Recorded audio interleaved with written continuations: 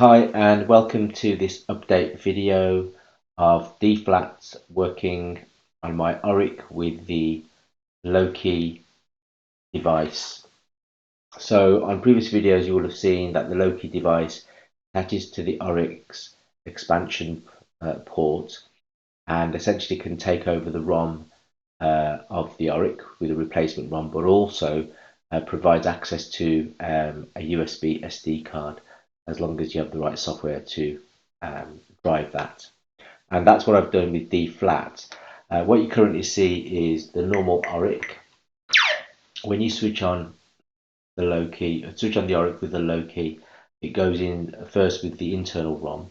So let's press the red button on the LOCI to call the action button to go into the menu.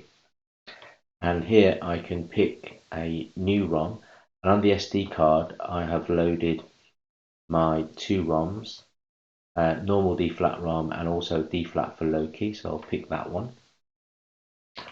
Press escape and that boots into now the dflat LOCI ROM, and dflat for LOCI has extensions to allow it to access the SD card, so that's what I've got here. And what I want today to do is go into demos,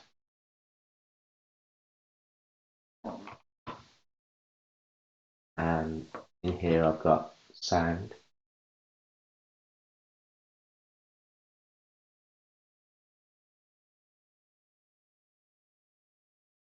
and I'm kind of excited to show you this part. So I've also got something called PT3.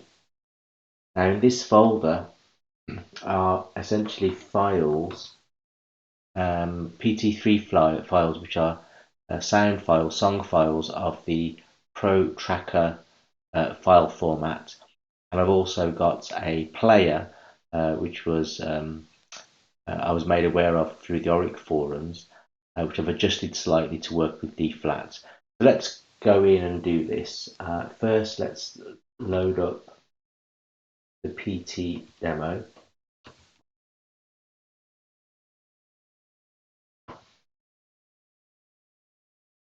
Let's check the instructions, but first I'll show you without going through what it's doing. It's a small assembly program.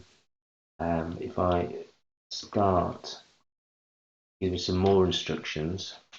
It says ensure the player is loaded in 8000 hex. So let's do that.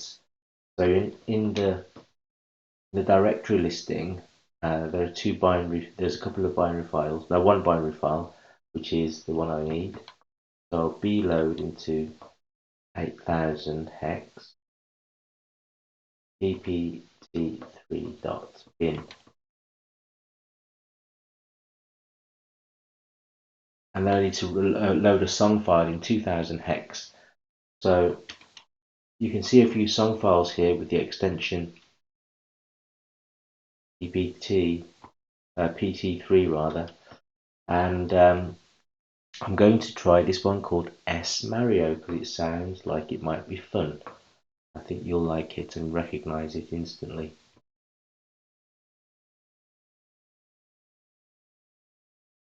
That's loaded that, and the instructions at the top says call start, mute, stop for the player. So let's do that. I have to call the machine code routine at the location indicated by the variable start.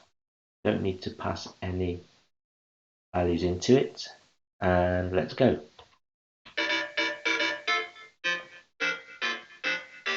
So this is coming from the Oric's internal speaker, and I hope you do recognize this instantly. But what we have here is the player is running in the background, and in the foreground I still have dflat running. So the player is running off an interrupt, and in fact I can do a listing. I can go into a high-res screen. I can just do the normal kind of commands as if the player was, well, the player is running in the background. So there we have it. Now, how much performance does this take up? Let's try it. So, with the player running, let's do a loop to 5,000.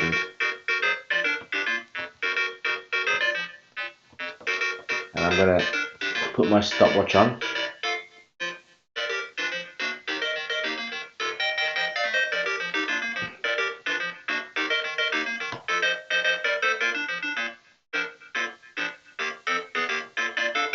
That takes around 4.72 seconds. So now let's stop the player.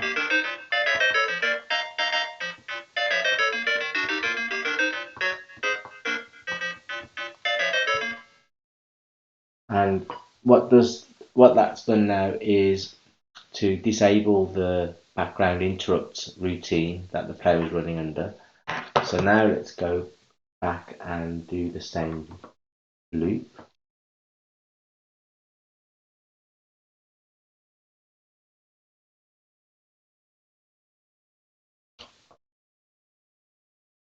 And I'll reset the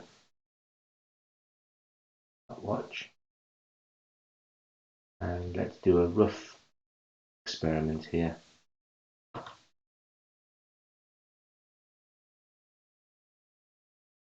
So around 3.8, so 4.7 versus 3.8. So clearly there's some performance impact, but actually it doesn't really have that much of an impact.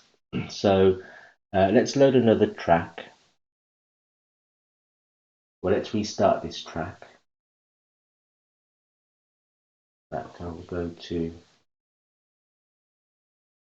a equals call, start with no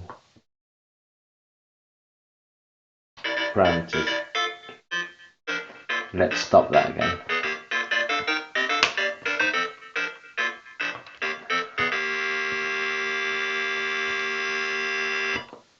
Sometimes the last bit of sound is still running. Let's load in something else.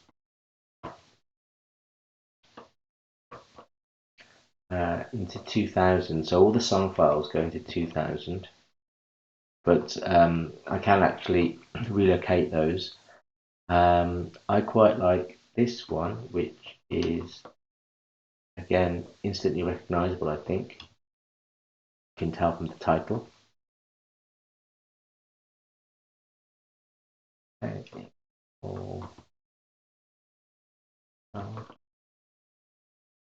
So let's go. What do you think?